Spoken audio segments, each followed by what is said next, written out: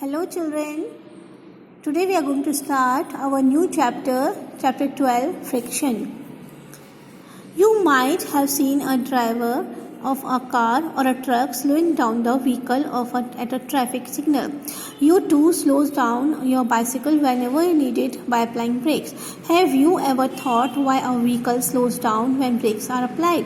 Not only vehicles, any object moving over the surface of another object slows down when no external force is applied on it. Finally, it stops. Have you not seen a moving ball on the ground stopping after some time? Why do we slip when we stop on a banana peel? Why do we slip when we step on a banana peel? Figure 12.1. Why is it difficult to walk on a smooth and wet floor?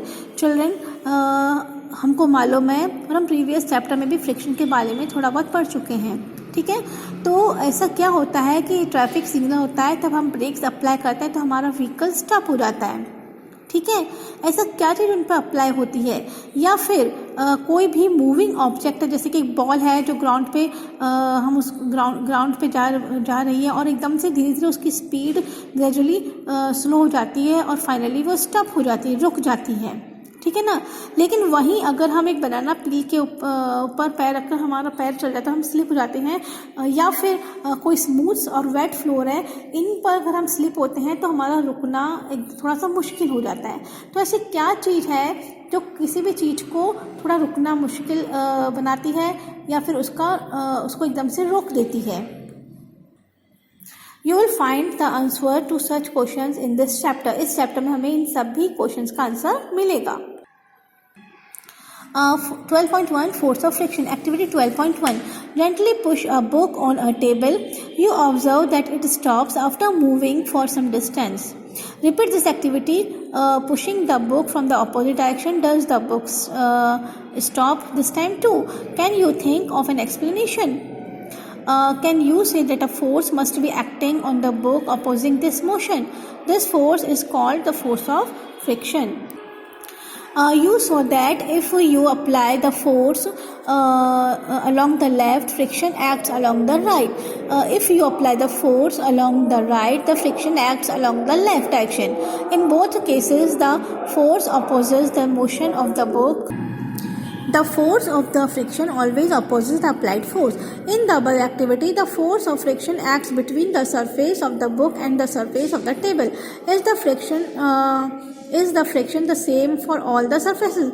Does it depend on the smoothness of the surfaces? Let us find out.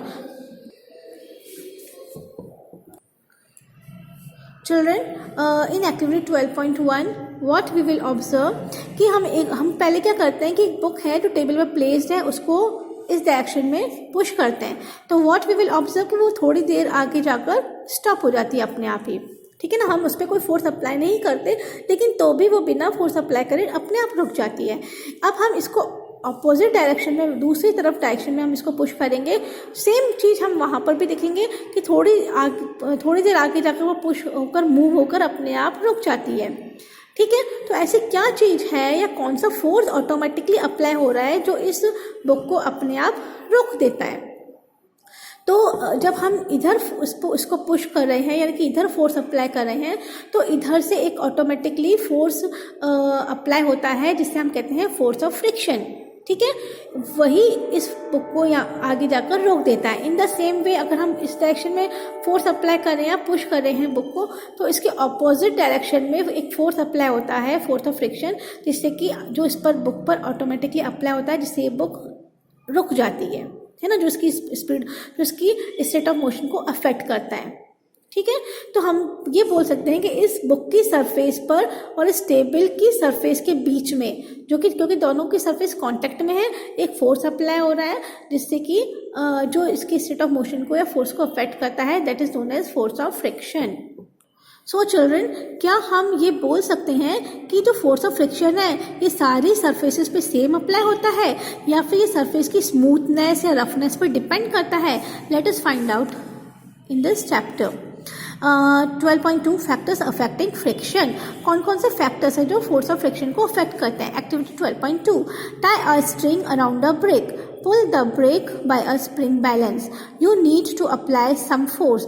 Note down the reading on the spring balance when the brake just begins to move. It gives you a measure of the force of friction between the surface of the brake and the floor.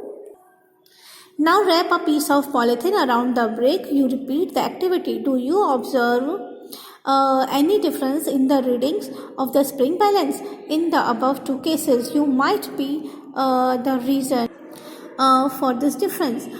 Repeat this activity by wrapping a piece of jute bag around the brake. What do you observe? Spring balance. Spring balance is a device used for measuring the force acting on an object. It consists of a coiled spring which gets stretched when a force is applied to it. Stretching of the spring is measured by a pointer moving on a graduated scale. The reading on the scale gives the magnitude of the force.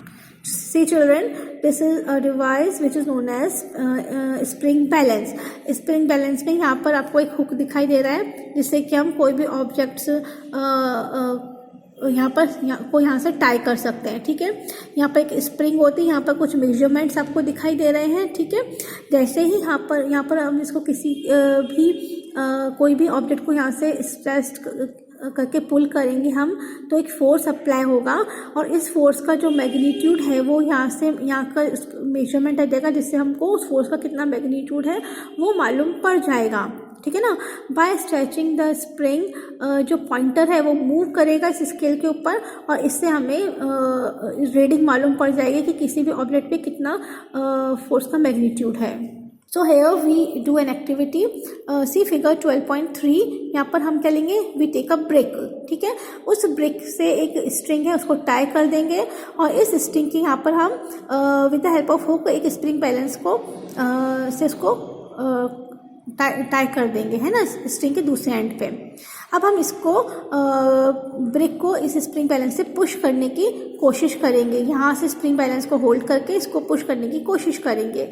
ठीक है, look here, यहाँ से जो brick थी उस पर जो string हमने टाई की थी उसके स्ट्रिंग का एक एंड यहाँ पे टाई कर देंगे और यहाँ से हम इसको अपनी तरफ पुश करने की कोशिश करेंगे. ठीक है, तो और यहाँ पे जो इसका रीडिंग है वो हम नोट कर लेंगे कि हमें कितना फोर्स अप्लाई करने की जरूरत हो रही है. Clear children? First condition. Second condition में अभी हम क्या करेंगे, यहाँ पर जो ब्रिक है, ठीक है, उस पर एक पॉलीथीन को रैप कर देंगे, स्मूथ पॉलीथीन को. अब हम इसको यहाँ से पुश करने की कोशिश करेंगे और इसकी अब क्या रीडिंग आती है वो नोट कर लेंगे. थर्ड कंडीशन में हम एक जूट का बैग है ना, या क्लॉथ है, वो यहाँ पर रैप कर देंगे और अब इस स्ट्रिंग को पुश करके इसकी रीडिंग को नोट करेंगे. तो क्या तीनों की रीडिंग सेम आती है या फिर तीनों की रीडिंग में डिफरेंस है? What we will observe, obviously जो स्मूथ जो ये ब्रिक है अगर हम इसको पुश कर रहे हैं तो फिर हमें थोड़ी सी डिफिकल्टी हो रही है, थोड़ा सा, है ना. लेकिन वहीं अगर हम जूट का बैग इस पर रैप करके फिर पुश करें तो हमें और डिफिकल्टी हो रही है क्योंकि जो फोर्स ऑफ फ्रिक्शन है वो ज़्यादा अप्लाई हो रहा है. ठीक है ना. लेकिन वहीं अगर हमने इसको स्मूथ पॉलीथीन से रैप करा है तो force of friction come apply हो रहा है ना, और ये इजीली ब्रिक मूव हो रही है और इसकी रीडिंग उसके हमें जो फोर्स है वो लेस अप्लाई करना पड़ रहा है. सो यहाँ पर हम बोल सकते हैं कि जो स्मूथनेस है, रफनेस है, it affect the force of friction. तो फोर्स ऑफ फ्रिक्शन है वो सरफेसेस, हर तरह की सरफेस में अलग अलग होता है एंड वो डिपेंड करता है स्मूथनेस ऑफ द सरफेस और roughness of the surface. Activity 12.3. Make an inclined plane on a smooth floor or on a table. You may use a wooden board supported by bricks or books. Put a mark with a pen at any point A on the inclined plane. Now let a pencil cell move down from this point.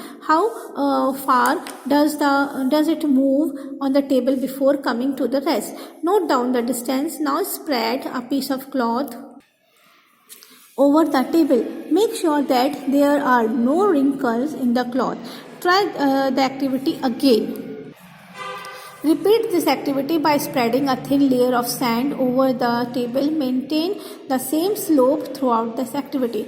In which case the distance covered the minimum. Why is the distance covered by pencil cell different every time? Try to reason why. Discuss the result. Does the distance covered depends on the nature of the surface on which the cell moves? Could the smoothness of the surface of the cell also affect the distance traveled by it? Here children, we will do an activity. हम एक incline plane बनाएंगे किस तरीके से कि हम एक table है, टेबल के ऊपर एक ब्रिक या बुक रख देंगे, उसके ऊपर हम एक इस तरह से एक वुडन बोर्ड प्लेस करेंगे इस तरीके से कि वो इंक्लाइंड फॉर्म में हो, ठीक है, जैसे कि आपको पिक्चर में दिखाई दे रहा है। और उसके ऊपर एक कोई सा पॉइंट, रेड पॉइंट, एक रेड पेन से एक पॉइंट मार्क करेंगे जिसको हम ए पॉइंट नेम देंगे, है ना। उसके बाद हम एक पेंसिल सेल लेंगे, लाइक दिस, एक पेंसिल सेल लेंगे और उसको यहाँ से इंक्लाइंड प्लेन से रोल करने की कोशिश करेंगे, वो रोल करेंगे। जैसे हम इसको यहाँ पेंसिल सेल रख के और इसको छोड़ देते हैं तो वो यहाँ से इंक्लाइंड प्लेन से रोल होता होता वो एक सर्टेन डिस्टेंस पे जाकर रुक जाएगा, ठीक है। फिर इस यहाँ से इस पॉइंट से जहाँ से हमने इसको रोल करना स्टार्ट किया था, यहाँ से यहाँ का डिस्टेंस हम यहाँ पर हम मार्क कर देते हैं कि कितने डिस्टेंस पे जाकर ये अपने आप ऑटोमेटिकली इसकी स्पीड कम हुई और ये रुक गया। सेकंड एक्टिविटी के सेकंड पार्ट में हम क्या करते हैं कि यहाँ पर एक कॉटन का क्लॉथ है, वो इस पे टेबल के ऊपर बिछा देंगे इस तरीके से, ठीक है चिल्ड्रन। इस पे कोई भी रिंकल नहीं होने चाहिए, एकदम स्मूथ होना चाहिए ये। अब हम वही एक्टिविटी उसी सेल से दोबारा करेंगे कि यहाँ पर इसी सेम मार्क ए से इस सेल को वापस से यहाँ से रोल करेंगे और नोट करेंगे कि ये कितने डिस्टेंस पे आकर ऑटोमेटिकली अपने आप ही रुक जाता है, इसकी स्पीड स्लो होती है और ये फाइनली ये रुक जाता है और यहाँ पर इसका डिस्टेंस मार्क कर लेंगे। Now what we will observe कि जब स्मूथ सरफेस थी, ठीक है, तब ये बहुत दूर तक जाकर रुका, लेकिन जहाँ पर थोड़ी सी रफ सरफेस आई, रेस्ट्रिक्शन आया दोनों सरफेस में, वहाँ पर ये फटाफट जल्दी से कुछ डिस्टेंस पे ही जाकर रुक गया। इसका मतलब अगर स्मूथ सरफेस है तो फोर्स ऑफ फ्रिक्शन थोड़ी देर वो कम लगता है, लेस अप्लाई होता है, लेकिन रफ सरफेस है तो फिर फोर्स ऑफ फ्रिक्शन ज़्यादा अप्लाई होता है, क्योंकि जल्दी रुक गया ये, मतलब कि फोर्स जल्दी लगा, ज़्यादा लगा तो फटाफट रुक गया कुछ डिस्टेंस पर ही। इसमें फोर्स कम लगा तो ये बहुत दूर तक जाकर फिर रुका। फोर्स ऑफ फ्रिक्शन अप्लाई तो हुआ, लेकिन दोनों में उसकी क्वांटिटी में जो सरफेस के ऊपर डिपेंड करा था कि उसकी कितनी देर में या कितना ज़्यादा फोर्स ऑफ फ्रिक्शन लग रहा है और कितना कम फोर्स ऑफ फ्रिक्शन लग रहा है। It depends on the surface of the surface, it depends on the surfaces की सरफेस किस तरह की है। Friction is caused by the irregularities on the two surfaces in contact. So we can say children कि जो force है, जो friction है, फोर्स ऑफ फ्रिक्शन वो किस पर डिपेंड करता है, ये वो कैसे कॉज होता है। It caused due to the irregularities on the two surfaces in contact. कोई भी दो सरफेस जो आपस में कॉन्टैक्ट में है उनमें इरेगुलरिटीज के ऊपर, इसकी वजह से, उनकी जो इरेगुलरिटीज है उस वजह से फोर्स ऑफ फ्रिक्शन क्रिएट होता है, कॉज होता है, ठीक है ना। Even though surfaces which appear very smooth have a large number of minute irregularities on them. यहाँ तक कि चिल्ड्रन बहुत कोई दो सरफेस बहुत स्मूथ सरफेसेस हैं तो भी उनमें कुछ ना कुछ क्वांटिटीज़ में माइन्यूट इरेगुलरिटीज होती ही होती है। Irregularities on the two surfaces lock into one another. और इरेगुलरिटीज की वजह से जो दो सरफेसेस है वो आपस में एक दूसरे से इंटरलॉक हो जाता है, उनमें वो लॉक हो जाती हैं। When we attempt to move any surface we have to apply a force to overcome interlocking. और जब हमको किसी भी दो सरफेसेस या दो ऑब्जेक्ट है जो आपस में कांटेक्ट में है, इट मीन्स दोनों ऑब्जेक्ट की दोनों सरफेस होती हैं जो आपस में कांटेक्ट में है और उनमें एक लॉकिंग लग जाती है ना। तो उनको अगर हमको पुश या पुल करना है या तो हमें ज़्यादा फोर्स अप्लाई करना पड़ेगा, उतना प्रॉपर अप्रोप्रिएट फोर्स अप्लाई करना पड़ेगा उनको पुश या पुल करने के लिए, जिससे कि जो उनमें इंटरलॉकिंग है वो थोड़ी सी लूज हो सके, कम हो सके और वो ऑब्जेक्ट पुल या पुश हो सके। On the rough surfaces there are a larger number of irregularities, so the force of friction is greater if a rough surface is involved. अगर दोनों ऑब्जेक्ट्स की सरफेस रफ है तो ऑब्वियसली उनमें इरेगुलरिटीज ज़्यादा होगी और इंटरलॉकिंग ज़्यादा होगी, और इस वजह से उनमें फोर्स ऑफ फ्रिक्शन भी ज़्यादा लगेगा। तो और अगर दो सरफेस स्मूथ है तो ऑब्वियसली उनमें इरेगुलरिटीज तो होंगी लेकिन कम होंगी, ठीक है, तो उनमें इंटरलॉकिंग भी कम होगी, तो हमें जो फोर्स ऑफ फ्रिक्शन अप्लाई होगा वो लेस होगा। सी चिल्ड्रन, फिगर 12.5 सरफेस इरेगुलरिटीज। यहाँ पर एक टेबल है, ठीक है, तो ये टेबल की सरफेस है और यहाँ पर बुक इस पे प्लेस करी गई बुक की सरफेस है। तो इसको यहाँ पर ऐसे समझिए कि ये जो सरफेस है ये टेबल की सरफेस है और इसके कांटेक्ट में ये जो सरफेस आ रही है ये आ रही है बुक की सरफेस। इन दोनों में जो इरेगुलरिटीज हैं उसकी वजह से आप ये देखिए कि इन दोनों में इंटरलॉकिंग हो जाती है, ठीक है, जिससे कि उसका जो उसकी जो स्टेट ऑफ मोशन है वो इफेक्ट करता है, उसका जो फोर्स है वो इफेक्ट करता है, ठीक है, due to the force of friction. We see that the friction is caused by the interlocking of irregularities in the two surfaces. It is obvious that the force of friction will increase if the two surfaces are pressed harder. You can experience it by dragging a mat when nobody is sitting on it and when person is sitting on it. Children, एक mat है, हम उसको मतलब हम उसको drag कर रहे हैं, ठीक है, तो और दूसरी मैट है जिसपे एक पर्सन बैठा हुआ है, हम उसको ड्रैग कर रहे हैं। तो दोनों में से कौन सी मैट को ड्रैग करना ज़्यादा इजी रहेगा? ऑब्वियसली वो मैट है जिसपे कोई भी नहीं बैठा है, वो इजीली ड्रैग हो जाएगी। क्यों? क्योंकि मैट का और जो ग्राउंड का जो सरफेस है उसका जो कांटेक्ट है, ठीक है, उसमें जो फोर्स ऑफ फ्रिक्शन अप्लाई हो रहा है वो इतना ज़्यादा नहीं हो रहा है comparatively to the another mat जिसपे कोई पर्सन बैठा हुआ है, ठीक है। अब उस पर्सन के बैठने से क्या हो गया कि वो जो ऑब्जेक्ट है यानी कि मैट है वो प्रेस्ड हो गई है, उस वजह से मैट के सरफेस है जो कि ग्राउंड के सरफेस के कांटेक्ट में है, उन ग्राउंड का सरफेस और मैट के सरफेस में जो इंटरलॉकिंग है वो ज़्यादा हो जाती है। उस वजह से ज़्यादा प्रेशर अप्लाई होने से क्या होगा, वो ज़्यादा प्रेस हो जाएगी, इंटरलॉकिंग बढ़ जाएगी और उसको ड्रैग करना थोड़ा मुश्किल हो जाएगा due to the increase in the force of friction. Clear, children?